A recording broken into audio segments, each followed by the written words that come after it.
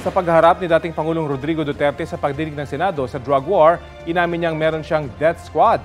Pero hindi niya raw iniutos sa mga pulis na patayin ang mga sangkot sa iligal na droga. Narito po ang aking report.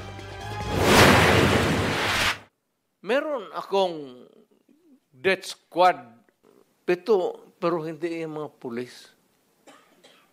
Sila rin yung mga gangster. Yung isang gangster, utusan ko. Patayin mo yan, kaya kung hindi mo patayin yan, patayin kita ngayon. Ito ang pag-amin ni dating Pangulong Rodrigo Duterte tungkol sa Davao Death Squad nang humarap siya sa Senate Blue Ribbon Committee na nag-iimbestiga kaugnay ng kanyang giyera kontra droga. Nabanggit nyo, may sarili kayo ngayong tinayo na hit squad. Is that what you're trying to tell us? Para hindi po kami nalilito po. I mean, can we be very clear? Hindi naman death squad. Salitang ano po ito? Salitang diretso. Opo. Hindi naman death squad. Basta alam ng tao sa Davao na nandyan ako at magkamali ka and you commit a heinous crime at walang mapuntahan yung agrabyado, ako yan. May rewards po ba yung 7 taong iyon kapag nakakapatay sila? Ay, hindi ma'am, mayayaman yung mga maraming na mayayaman sa Davao.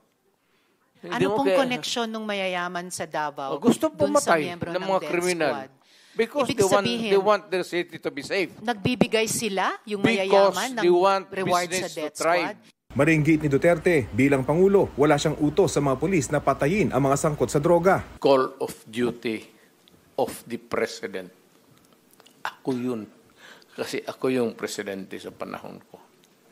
At hindi ako nagkulang, Mr. Senator.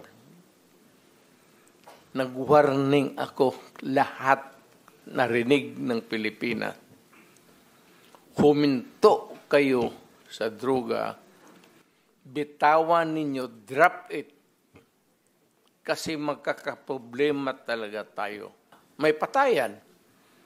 But it was not a state-sponsored killing. Pero sabi ni Duterte, ipinayo niya sa mga pulis na himukin ng mga kriminal na manlaban. Sabay turo sa mga dating police generals na dumalo bilang anyay death squad.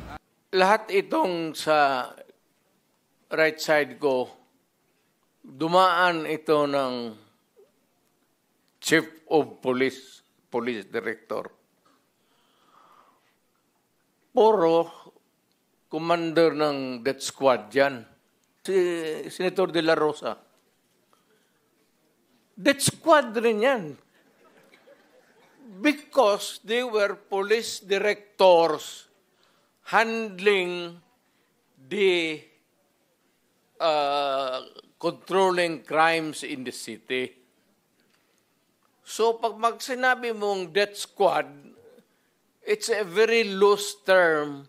I mind very much me being associated with the DDS because during that time when I was the city director of Davao, it was really a problem for us, especially the unsolved killings. I think he's just joking, sir. Okay. Wala po talaga yan yung sasabihin na you kill him, you kill. Wala pong ganun, sir. So it's just a matter of taking things on your hand. We know how President Duterte tells stories. Kapag sinabi niya na, yan, si Bato de la Rosa is a death squad yan.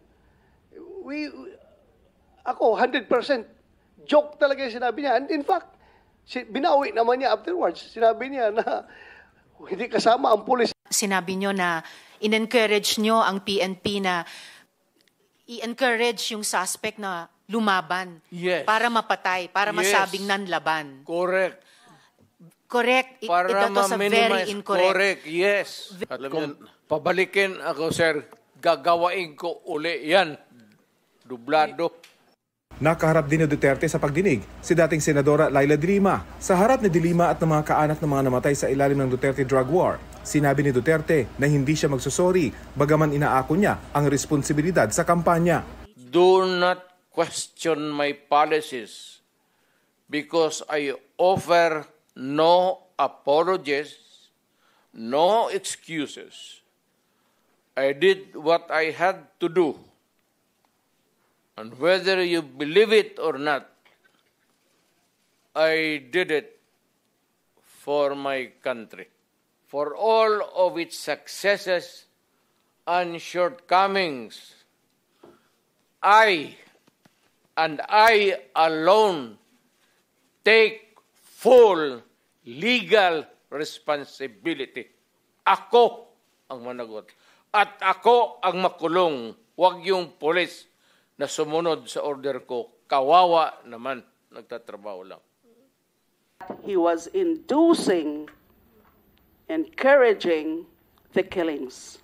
And it cannot just be purely rhetoric. Kasi sinunod yung mga binanggit niya. Sinunod yung kanyang mga sinasabi na kailangang patayin ng mga yan. Manlanlaban man o hindi. Sobrang dami naman ata niyan para sabihin lamang na nanlaban lahat. We don't even have the death penalty. There is no honor in punishment like tokhang. It should not be an honor to be called the Punisher when thousands of innocent people, including babies, have died in your name. Hindi kailanman ipagmamalaki ng mga Pilipino ang war on drugs na yan. Nasa pagdinig din ang ilang kaanak ng mga napatay sa drug war, kabilang ang tiyuhin ni Kian de los Santos, ang 17 anyos na estudyanteng binaril at pinatay ng mga pulis sa Caloocan dahil nanlaban umano noong 2017. Napatunayan kalaunan na walang baril at hindi nanlaban si Kian sa mga pulis. Dismayado po ang kapatid ko, Ginoong Tagapangulo, sa nangyari. Hindi pa ho namin nakukuha ng buo ang hustisya. Nanalo ho kami sa RTC. May gawad po na danyos, hindi pa ho namin nakakuha ito. Uminit naman ang diskusyon ng direktang tanungin ng dating Pangulo kung tinatanggap niya ang buong responsibilidad sa pagkamatay ni Kian at ilan pang napatay sa war on drugs. Nagbunga yung polisiya. I take full responsibility. Yes, for and that. what about yung bunga ng polisiya na libo-libong namatay kasama si Kian de los Santos? Do you also take full responsibility for that, Mr. No. Chair? No. How about si Carl alam mo, Anthony ma'am, Nunez? before you rumble on those many things. No, I'm not rambling, Mr. Chair. Very specific yung mga tanong ko. Specific ang law. Guilt is personal.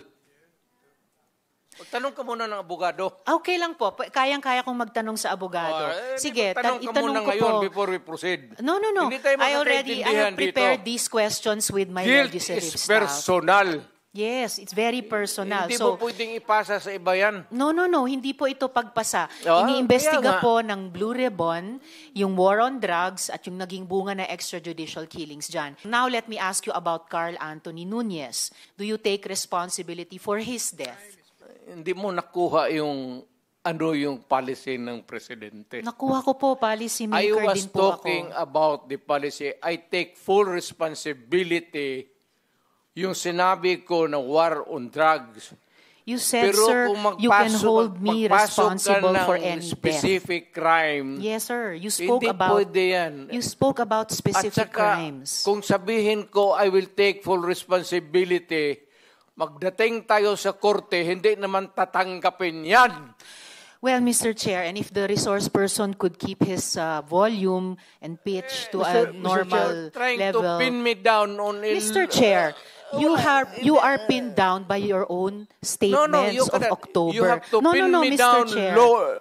I'm not trying to pin you lawfully. down The on exchanges air. are no longer productive. Mr. So hearing Chair. is Do not pin me suspended. down on semantics. Naungkat din ang ibinunyag ni retired Colonel Ruina Garma na meron umanong reward system sa mga pulis nang ipatupad ang drug war. Sagutin kita ng ganito. Bakit ako magbayad sa kanila? Trabaho mo nila yan. Dumalo rin sa pagdinig si dating Mandaluyong Police Chief, Colonel Hector Grijaldo. Sabi niya, inutusan siya ng House Squad Committee na i-confirm ang sinasabing reward system. Kung Dan Fernandez put the paper he was holding on the table and told me, ito ang sasabihin mong statement na ito. Ito ang supplemental affidavit ni Colonel Garma. Sabihin mo, alam mo ang reward system. I-confirm mo lang. Parang gusto nilang magsisinungaling po ako, Your Honor. Mariin naman ito itinanggi ni na Congressman Dan Fernandez at Benny Abante.